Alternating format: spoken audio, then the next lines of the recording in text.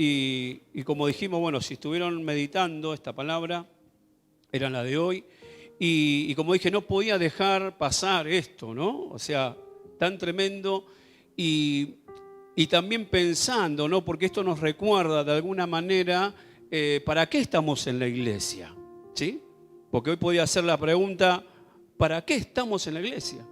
¿Para qué estás en la iglesia? ¿Sí? ¿Alguno sabe para qué está? Amén. Bueno, es bueno recordarlo, ¿sí? Y justamente esto de haber hecho participado de la Santa Cena y hacer memoria de la muerte de Jesucristo, ¿no? También, ¿para qué murió Jesucristo? ¿Sí? Justamente Jesús murió, hermano, amén, para que seamos salvos y que su iglesia surja en esta tierra, amén.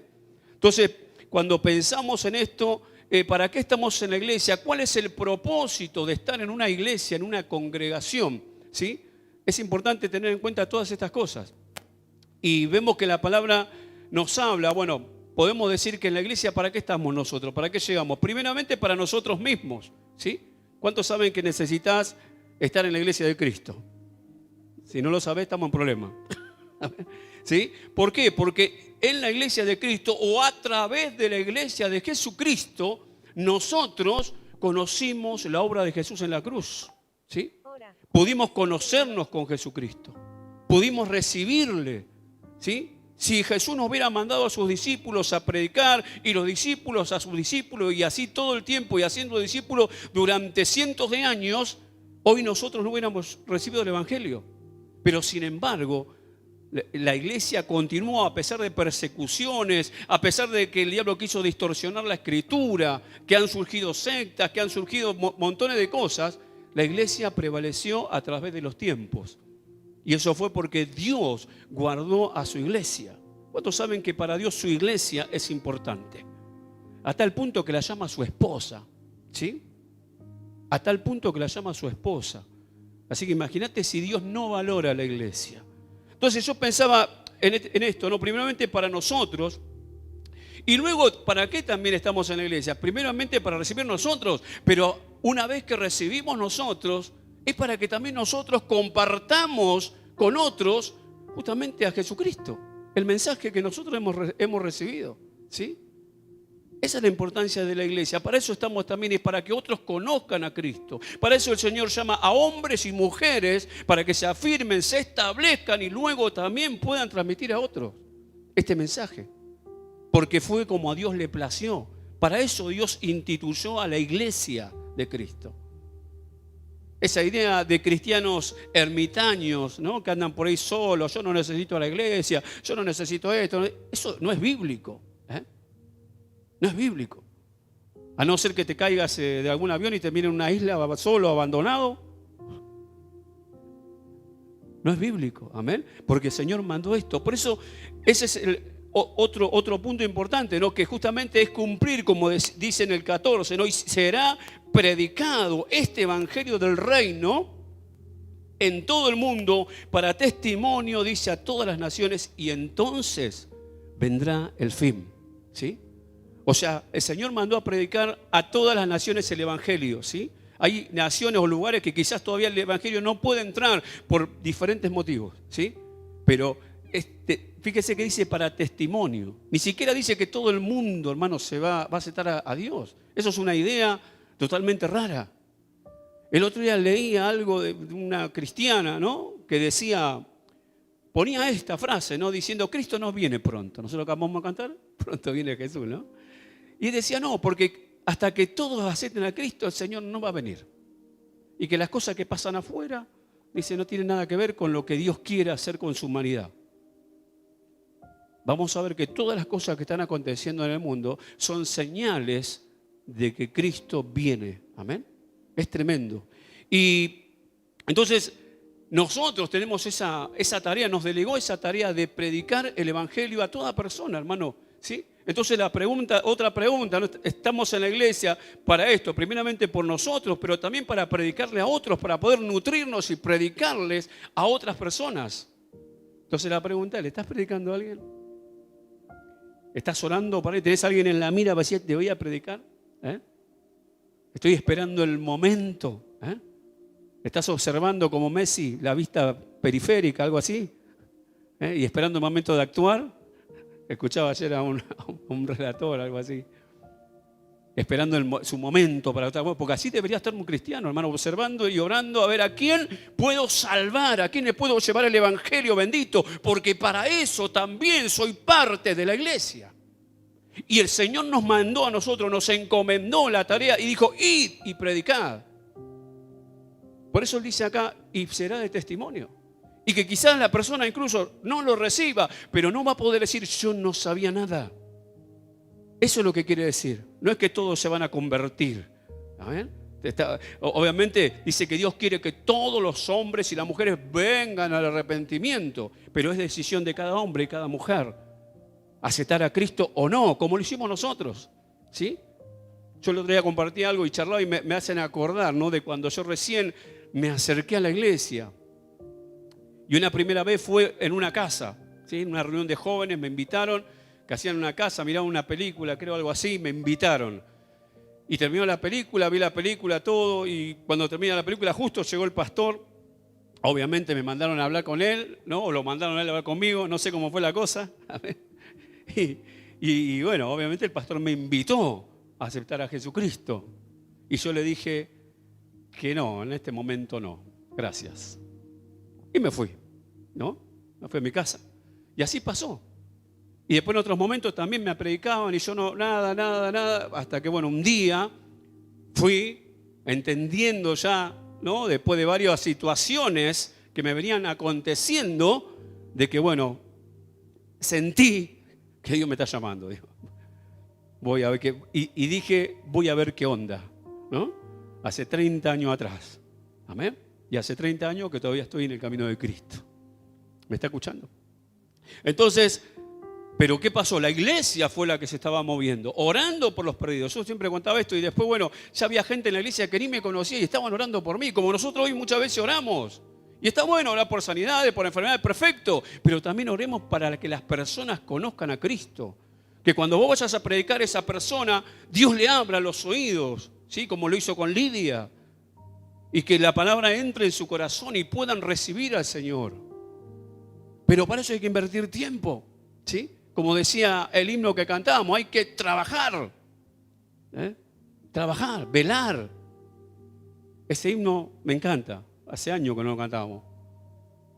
Y creo que es uno de los pocos que me lo sé de memoria. ¿Pero por qué? Porque hay doctrina también ahí. Hay enseñanza, ¿sí?, de lo que tenemos que hacer. Perdonar, ¿no? Trabajar, vigilar. Y eso es lo que eso es ser parte de la iglesia, hermano. Otra cosa, hermano, que el propósito de la iglesia es que dentro de la iglesia aprendemos cosas que tienen que ver con lo eterno, con lo que no va a perecer nunca. Porque todo esto que vemos, hermano, va a pasar. Dice, cielo y tierra pasarán, será todo destruido y no va a quedar nada. Pero el Señor va a crear cielo nuevo y tierra nueva. ¿Y quiénes van a estar ahí? Solamente los que recibieron a Cristo. Solamente los que se arrepintieron. Y ahí vamos a reinar con Él. Ahí donde dice vamos a tener morada. El Señor fue a preparar morada y vamos a tener todo eso para nosotros. Pero todo esto que vemos, hermano, va a pasar. ¿Así? Toda cosa buena, humana que podamos hacer acá, va a pasar. Va a ser. Hoy, a mí me encanta la historia, ¿no? Ya saben. Y me aparecen cosas, porque bueno, veo algunas cosas y después me aparecen páginas, ¿no? Y me vuelvo loco, ¿no? Y veo cosas, en tal país estaban haciendo un pozo y encontraron, no sé, una vasija de no sé de cuántos años. Y yo me encanta. O descubrieron tal cosa y bueno, y así, y me encanta. Y me gusta la historia, ¿sí? Pero ¿qué va a pasar con todo eso? Va a desaparecer, ¿sí? Pero toda la historia, hermano, de la prédica del Evangelio y del reino de Dios en la tierra va a permanecer para siempre. Dice el Señor, cielo y tierra pasarán, pero mi palabra no van a pasar. Es lo único seguro, hermano. Aún este mundo un día va a ser removido, va a ser quitado. Dice que los cielos, bueno, más adelante, cuando hagan la meditación mañana, se van a encontrar con esto, aunque yo voy a hablar algo hoy, ¿no? Dice que las estrellas caerán del cielo. Y muchas veces uno dice, bueno, pero ¿será tan así? Bueno, lo mismo decían en los tiempos de Noé. Nunca había llovido, nunca había llovido así como nosotros conocemos, ¿no? Dice la Biblia que no existía la lluvia de esa manera, sino que había como que subía un vapor de la tierra y eso mojaba la tierra, no llovía. Por eso cuando Noé predicaba y andaba y decía, va a caer agua del cielo, se va a inundar todo, arrepiéntanse, envuélvanse a Dios. Nunca había acontecido eso, nunca había pasado. Entonces decían, Noé está re loco. Bueno, ahora lo mismo, ¿sí? Hasta acá, bueno, nosotros decimos Cristo viene pronto y dice, ¿qué? Sí, ya vino, ya se murió, dicen algunos, ¿no? Bueno, el que vino dijo también que iba a volver. Por eso estamos en la iglesia, ¿sí? ¿Y qué pasó? Dice que no predicaba, nadie le creía, lo tildaban de loco, hasta que dice que un día empezó la lluvia y Dios, fíjese qué interesante, Dios, no Noé, cerró la puerta del arca y ya ninguno más pudo entrar. Tuvieron su oportunidad, ¿sí? Noé predicando como loco, a tiempo, fuera de tiempo, etcétera, etcétera, ¿sí? Pero la gente no quiso saber nada. Y vino el diluvio y dice que todos se murieron. Solamente se salvaron los que estaban en el arca, que eran Noé y su familia. Y esa arca, hermano, es tipo de lo que es la iglesia de Cristo. Así que mirá lo importante que es estar dentro de la iglesia de Cristo, ¿sí? Porque si vos estás dentro de la iglesia es como estar dentro del arca, ¿sí? Y si estás es porque escuchaste la predicación y viniste un día. Y ahora, bueno, te resta perseverar, no trabajar y también compartir lo que recibiste. No quedarte. En esta arca, hermano, nunca se llena. El arca que es la iglesia de Cristo, siempre hay lugar para alguien más. Pues alguno digo no quiere predicar porque dice, a ver si se llena y me quedo afuera después. No, siempre hay lugar. Amén. Decile a que está la tuyo, siempre hay lugar en la iglesia de Cristo. Amén. Es el lugar en donde muchas veces llegan, donde los que nadie quiere en otro lado, bueno, el Señor los recibe también. Amén. Y a su nombre. Cuando pueden decir gloria a Dios. Y en este sentido, hermano, está muy desvalorizada la iglesia. Es como que, viste, es la iglesia, así nomás. Pero cuando uno va a la Escritura, hermano, y vemos personajes bíblicos, vemos cómo amaban estar en la casa de Dios, cómo amaban, anhelaban estar en la presencia de Dios. Decimos, no, pará. Uno de ellos es David, ¿sí? David, nosotros lo conocemos más como el rey David, ¿no? Y él le escribe Salmo, ¿no? Que decía, el Salmo 27, versículo 4, dice, una cosa he demandado a Jehová, y esta buscaré, que esté yo en la casa de Jehová todos los días de mi vida. Y lo decía, y no una vez, las canciones que escribía él estaban inspiradas por su amor a estar en la casa de Dios. Que en su época era el tabernáculo, ni siquiera estaba el templo. Pero ahí era el lugar donde estaba el Señor y él quería estar ahí, donde habitaba Dios era en el tabernáculo, luego fue en el templo, hoy es en la iglesia de Cristo, aunque a uno no le guste. Por eso dice el Señor, donde hay 2 o 3 reunidos en mi nombre, yo estoy ahí. Yo estoy acá, dice, ¿no? Y uno mira, hermano, ¿cuál es la obra? Bueno, como decimos, viene un juicio de Dios, amén, somos salvos, tenemos que pegar a otros para que sean salvos, pero también al venir a la casa de Dios, al estar en la presencia del Señor, también recibimos, hermanos, la sanidad a través de su palabra, la sanidad del alma, la sanidad de nuestra mente y muchas veces sanidad física también. Si uno mira la vida de David, hermano, tremendo, ¿no? Porque ya siendo un muchachito, un jovencito, ya sufría discriminación de su propia familia. Cuando el profeta Samuel andaba buscando al ungido, ¿no? Al futuro rey de Israel, que tenía que reemplazar a Saúl, que fue desechado por Dios porque él desechó a Dios y a su palabra. Dice que llega a su casa y bueno, estaban todos los de la familia, los hermanos, menos David. David dice que estaba cuidando las ovejas, ¿no? Lo tenían ahí Y como digo siempre en esa época, como que venga, no sé, el presidente de la nación a tu casa, hacen un asado, y a vos te mandan, no sé, allá al fondo de todo, a cualquier parte, a cuidar o a hacer otra cosa. ¿Sí? Lo dejaron re afuera a David y se ve que estaba acostumbrado a dejarlo así a David. ¿Sí?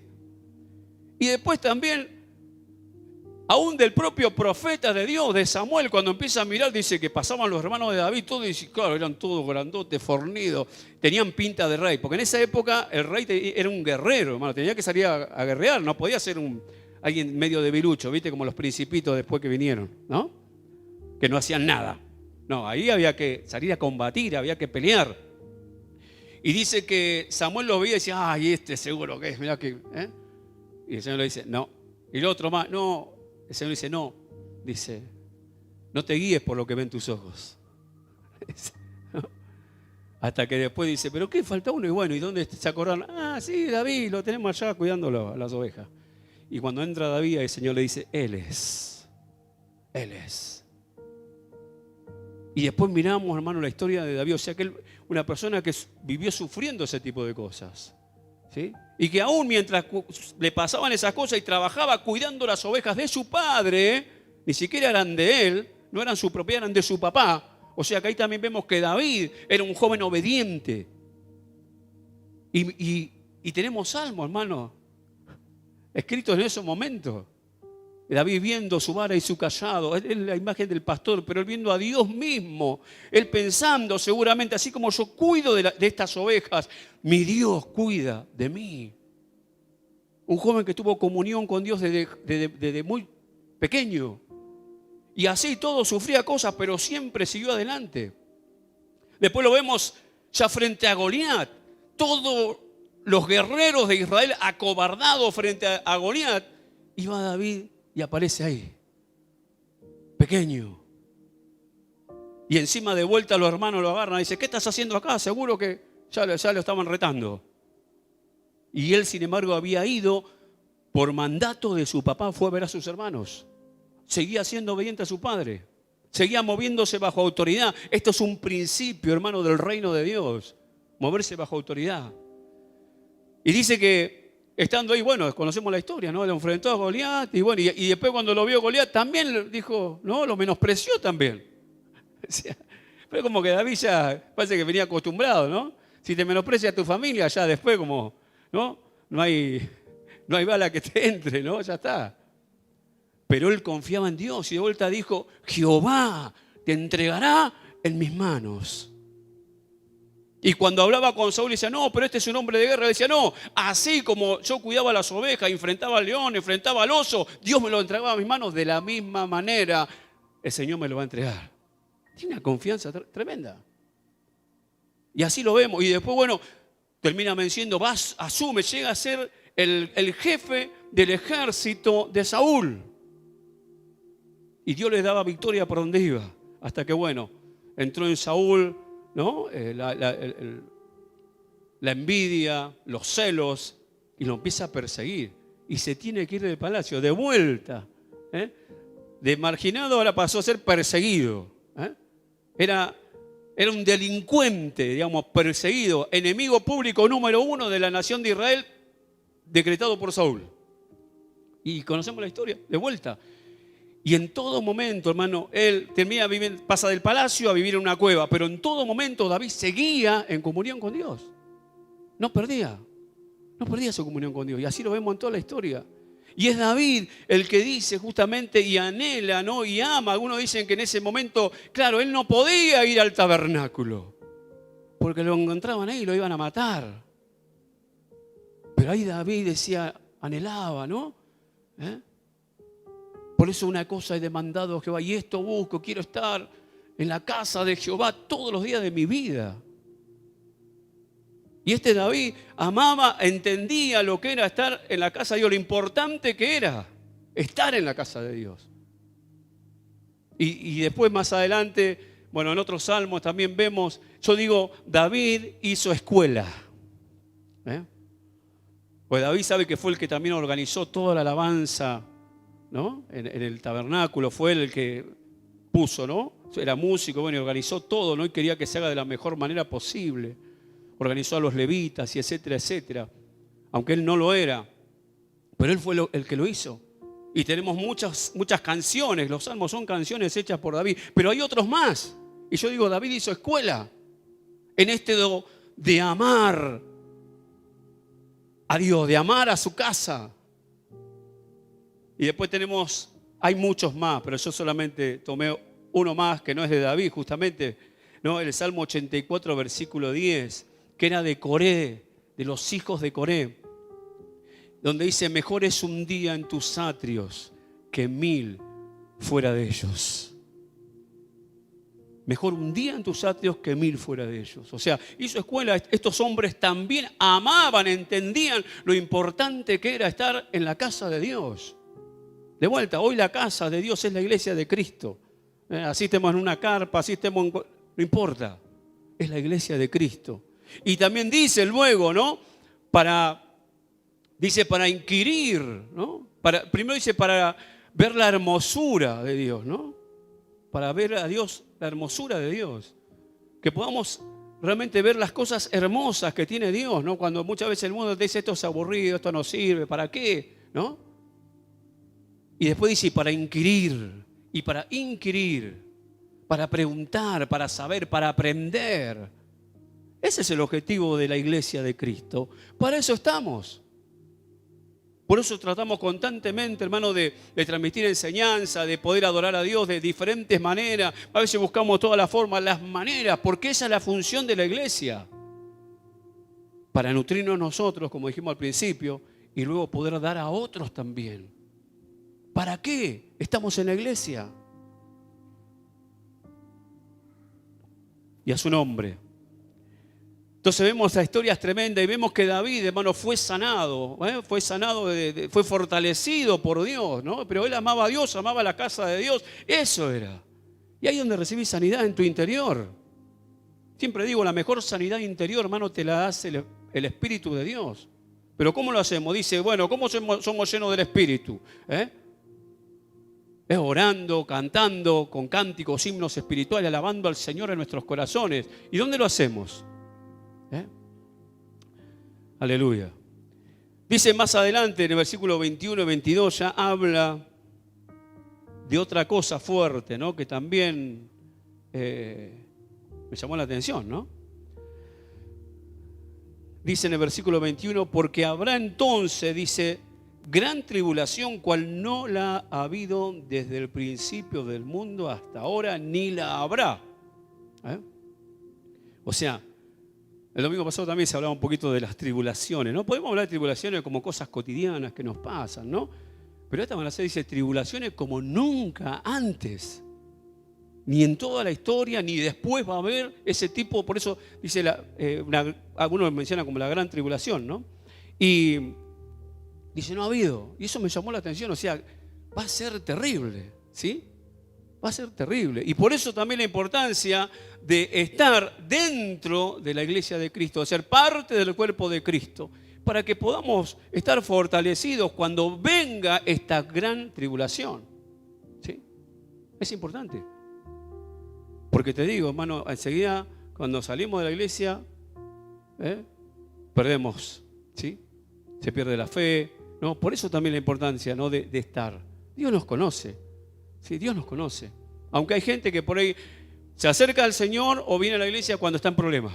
¿Viste? Cuando está en problemas, viene a la iglesia. ¿Sí? Bueno, no importa. Que venga por lo que sea. ¿Sí? Y otros cuando están en problemas, abandonan. No, dicen, no voy porque... Al revés, ¿no? Y otros por ahí vienen mal y cuando están bien, se olvidan de Dios. Y tenemos esos dos tipos de cristianos, ¿no? El que en los problemas se acerca y después cuando está bien se aleja. ¿Sí? ¿Cuánto están entendiendo? ¿No? Y después tenemos los buenos, ¿no? Los que son buena tierra. Que sea gracias a tribulación, que haya abundancia, saben permanecer fieles a Cristo, fieles a Dios. Hay tiempo que a veces no sentí la presencia de Dios, tiempo que sí, pero bueno. No somos, la Biblia habla de los sensuales. Cuando habla de los sensuales se refiere a eso, los que se mueven por sentimiento. Hoy siento, mañana no siento. Entonces, de acuerdo a lo que siento, ¿no? pero nos puede pasar a cualquiera, aún a los más espirituales, por diferentes motivos. Pero el que es buena tierra permanece y sigue igual. ¿Cuánto pueden decir gloria a Dios? Y lo bueno en Cristo, hermano, que todos en algún momento podemos volvernos a Dios y ser buena tierra. Pero me llamó eso, ¿no? Pero dice también en el versículo 22, y si aquellos días no fuesen acortados, o sea, van a ser acortados. De vuelta, creo que esto cada tanto lo decimos, ¿no? ¿No le pasa a usted que se despertó y ya cuando se quiso acordar ya se tiene que ir a dormir de vuelta porque es de noche? Pasó el día volando, ¿no? Es como que ya vivimos eso, que se han acortado los días, ¿no? Siempre uno habla con personas, che, no me alcanza el tiempo, mira cómo pasa el día, no alcanza para nada. Bueno, dice la Biblia, hermano, que esto ocurriría por causa de los escogidos, por causa de los elegidos. Es decir, al que está al lado tuyo, por causa de nosotros. Porque dice que si no, ninguno sería salvo, hermano. Y después, bueno, tenemos un montón de palabras, dice, basta cada día su propio mal, y etcétera, etcétera. Es el tiempo que vivimos, amén. Pero fíjate lo que hace Dios por amor a nosotros. ¿Y quiénes son los escogidos? ¿Quiénes son los elegidos? La iglesia de Cristo. ¿Por qué estamos en la iglesia? El Señor hace esto con nosotros. Y acorta los días y nos fortalece para que podamos continuar, para que podamos seguir, siempre acercándonos a Él. Amén. Versículo 23 dice también la palabra que entonces dice, si alguno os dijere, mirad, aquí está el Cristo, o mirad, allí está, no lo creáis, porque se levantarán falsos cristos y falsos profetas y harán grandes señales y prodigios de tal manera que engañarán, si fuere posible, aún a los escogidos. El tiempo que estamos viviendo, hermano, habla de falsos cristos, falsos profetas. Bueno, versículos anteriores también ya viene hablando de lo mismo. Ya Jesús viene advirtiendo de falsos profetas, en otros pasajes de falsos pastores y etcétera, etcétera. Amén. Y eso son señales de que Cristo viene pronto también. Así que no estoy de acuerdo con lo que decía esa hermana. Todo lo contrario, la Biblia dice, hermano, que estas son señales de que Cristo viene pronto, como cantábamos en ese himno. Me vino justo, pues yo no sabía que íbamos a cantar ese. Amén. Pronto viene Jesús a buscarnos. Y qué bueno que estemos preparados, ¿sí? En el día que venga. A veces decimos, tenemos que estar preparados como si Cristo viniera hoy. Amén. Después lo demás, bueno, estudiar, trabajar, todas las cosas que tenemos que hacer, como si Cristo viniera de acá 1000 años. Eso es la iglesia, ¿sí? Porque si no, bueno, antes muchas veces se cometía ese error, ¿no? De decir, bueno, ya Cristo viene, no estudiemos, no hagan, no. Acá sabemos que tenés que estudiar, ¿sí? Pero poner primero a Dios. Poner primero a Dios. Amén. Invertí ese tiempo precioso para Dios. Para que te sientas seguro y segura de tu salvación. No, aunque sabemos que por la fe en Jesucristo. Pero bueno, también dijo Jesús que la fe sin obra es muerta. ¿Sí? Entonces, si obramos, estamos más seguros. ¿Sí? ¿Cuánto están entendiendo? Y a su nombre. Y dice la palabra, bueno, y esto también se está cumpliendo, son los tiempos que estamos viviendo. Por eso, más que nunca, hermanos, tenemos que aferrarnos a la Escritura, ¿sí? A la Escritura, la palabra profética más segura, ¿sí? Interpretarla correctamente. Por eso tratamos de aprender, no para que justamente que no ocurra qué cosa, lo que dice el 24, ¿no? Que dice, de tal manera que engañarán, si fuese posible, a los escogidos. Tratamos de enseñar la palabra para que no sean engañados. Y fíjese, ¿no? Que dice que harán, ¿qué dice? Grandes señales y prodigios. O sea, ¿quién está detrás de esas grandes señales y prodigios que hacen los falsos profetas y los falsos pastores? ¿Quién está? Está Satanás, hermano, ¿amén? Tratando de engañarnos a nosotros, de arrastrarnos, de llevarnos, de apartarnos con una mala enseñanza, cosas erróneas, y también nos apartan del Señor y de la verdadera iglesia de Cristo. Hay muchos que se están predicando correctamente la palabra de Dios y por ahí no son justamente donde van grandes multitudes. Ojalá fuera así. No se crea que yo no quiero multitudes. Sí, pero quiero que entiendan, porque si no, ¿para qué? ¿Para qué sirve? Tener grandes multitudes si no nos enseña a Cristo de verdad y no reciben a Cristo de verdad.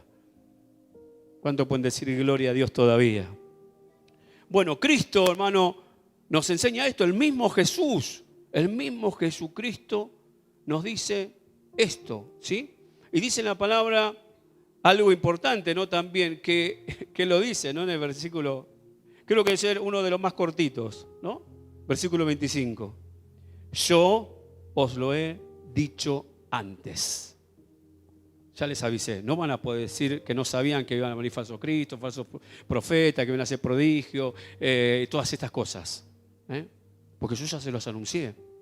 Por eso no tenemos excusa, hermano. ¿Sí? Eso es lo que está diciendo Jesús. Y después no me van a decir, no, se los dije antes, y se lo dice a los discípulos. Aún estando acá en la tierra, caminando con ellos, se lo dice, les anuncia. Y luego el versículo 27.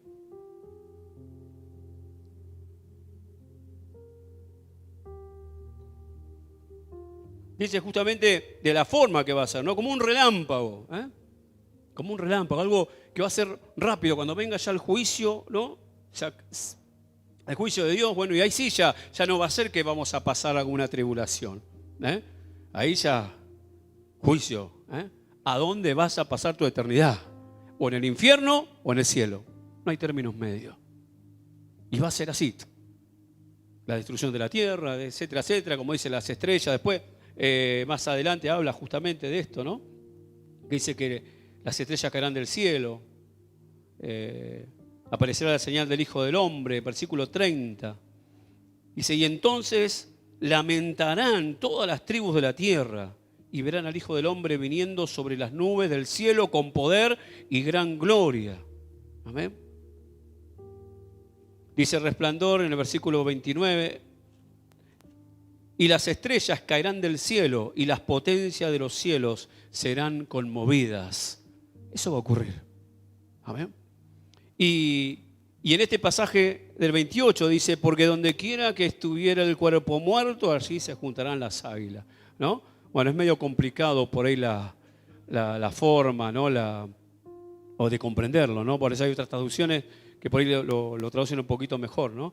Y más o menos sería algo así, donde se encuentra un cuerpo muerto, se juntan los buitres, ¿no? Arriba del cuerpo. Eso lo sabemos todo, ¿no? Bueno, esa sería una mejor traducción. ¿Y a qué se refiere con eso? Se refiere justamente de que donde están, donde se ven los buitres, es una señal de ¿qué? De que hay un cuerpo muerto ahí. Bueno, de la misma manera, Jesús dice, estas señales, ¿sí? Estas señales son para que ustedes se preparen, que abran los ojos. ¿Me está escuchando? Que Cristo está pronto a su venida. Amén. Y como leía después, ¿no? También. E inmediatamente después, versículo 29, dice, e inmediatamente después de la tribulación de aquellos días, el sol se oscurecerá y la luna no dará su resplandor y las estrellas caerán del cielo. Amén.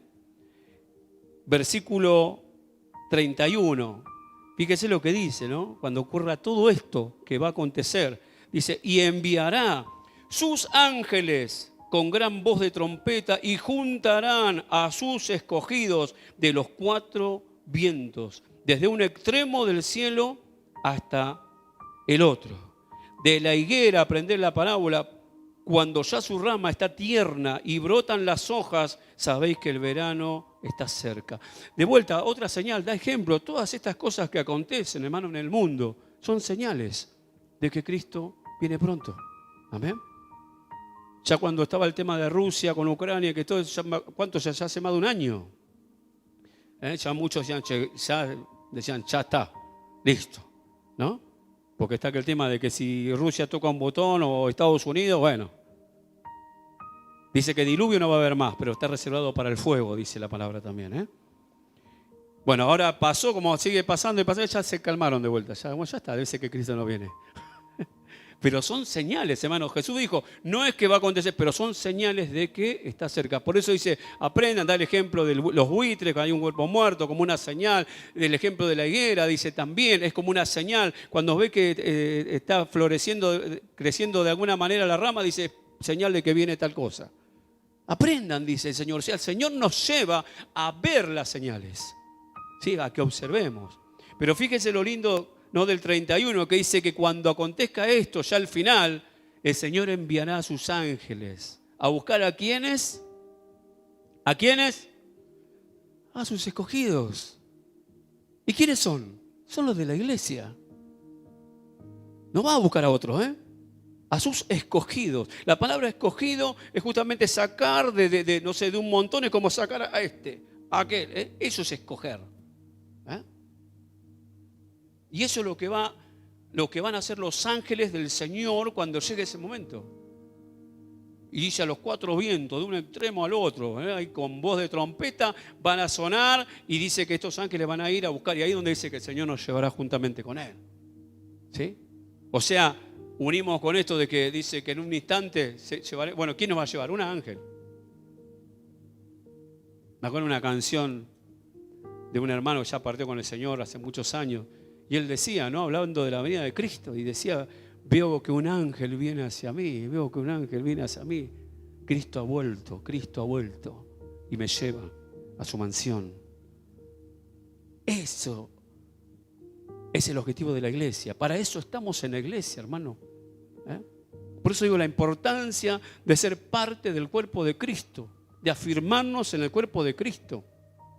Y cuando más lo hacemos, ¿sí?, más vamos a palpar, vamos a experimentar su presencia, que podamos amar, hermano, estar en las cosas de Dios. Como lo hacía David, como tenemos esos salmos hermosos hablando, ¿no? Y donde pueda adorar al Señor, contemplar su hermosura. Pero eso ocurre, hermano, cuando tomamos la decisión, la determinación y entendemos para qué estamos en la iglesia. Acá no perdemos tiempo. Muchas veces también había hermanos coordinadores que decían: bueno, no perdamos más tiempo, decía, y vamos a hacer tal cosa, ¿no? Y después solo se corregían. No, hermano, acá no perdemos tiempo, así que no perdemos tiempo porque venimos a adorar a Dios, ¿sí? Y cuanto más estamos, mejor es, ¿sí? Cuando más congregamos, sea reunión de hombres, de mujeres, de jóvenes, no sé, enseñanza, lo que sea en la iglesia, hermano, mejor es para nosotros, mejor es para nuestra salud. Porque ocurre eso, nos fortalece y nos establecemos en la iglesia, pero cuando uno deja de hacerlo, obviamente, cada vez vamos a sentir menos, vamos a estar debiluchos, ¿sí? Por eso digo, valorar lo que es la iglesia, ¿sí? Cuando uno está enfermo, ¿qué haces?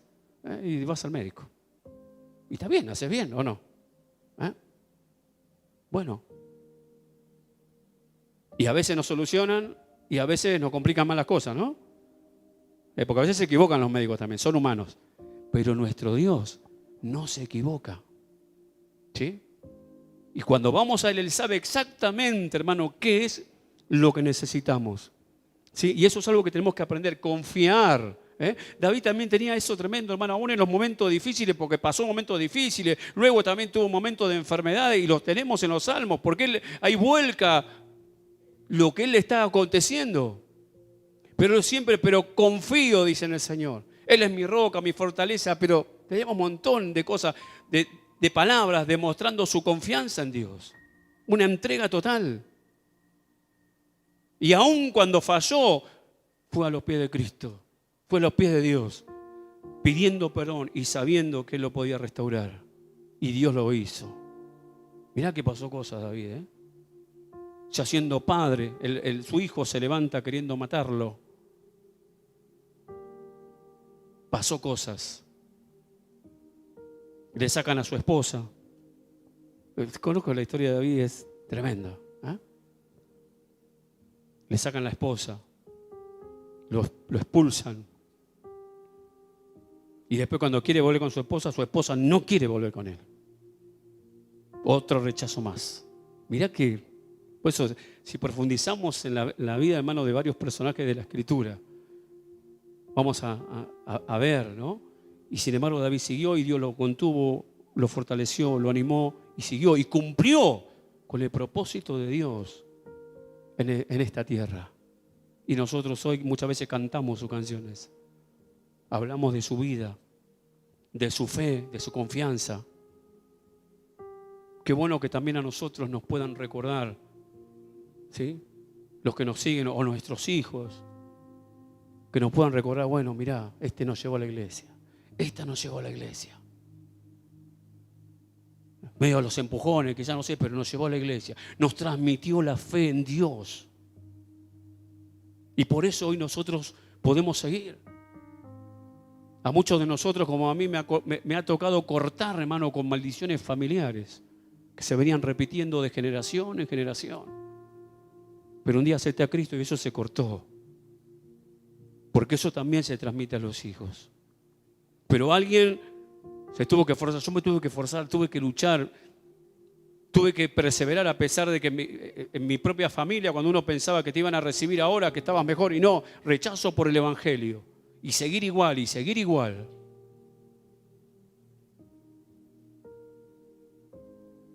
Tener pérdida como de una esposa, como me pasó a mí, quedarme viudo. Pero entendí siempre que era lo mejor, y seguir y seguir. Pero alguien tiene que romper, y si a vos te tocó en tu familia, dale gracias a Dios, pero también pedirle que porque Él te va a fortalecer. Y si vos ya tuviste la bendición de que tus padres rompieron con eso y ellos se esforzaron, dale gracias a Dios también por esos padres que te metieron en el Evangelio. Quizás alguna vez en medio de los pelos, a los empujones, no importa, pero te metieron, porque es la responsabilidad de los padres, ¿sí? Después cuando ya crecen, bueno, cada uno sabrá qué hacer.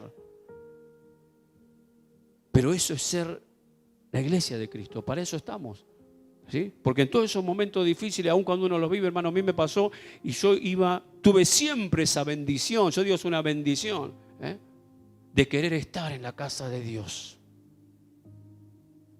Quizás dejar de servir por ese momento, porque obviamente no estaba en condiciones, pero entender de que ese era el mejor lugar donde podía estar.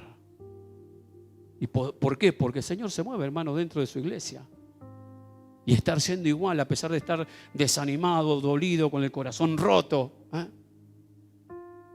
Sentir esos inviernos que por ahí hacía frío afuera, pero dentro de tu alma hacía más frío todavía.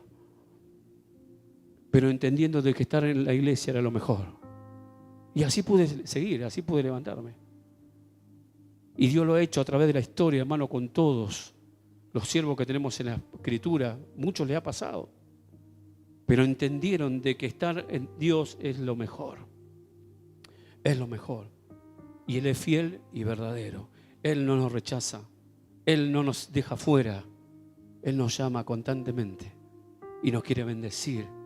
Y nos quiere preparar. Ya nos preparó la morada, dice, ¿no? Está preparando Jesús. Y nos quiere llegar a ese momento y tener que enviar a su ángel a buscarnos. Y que seamos un escogido, una escogida de Dios. Preparados para irnos con Cristo. Amén. Pero mientras tanto en esta tierra tenemos que seguir. Y es estando dentro de la iglesia de Cristo. ¿Para qué estamos en la iglesia? Estos son algunos de los motivos. No es en vano estar en la iglesia. Es lo mejor que podemos hacer. Amén. Y a su nombre. Vamos a ponernos de pie. Y vamos a estar orando al Señor. Aleluya.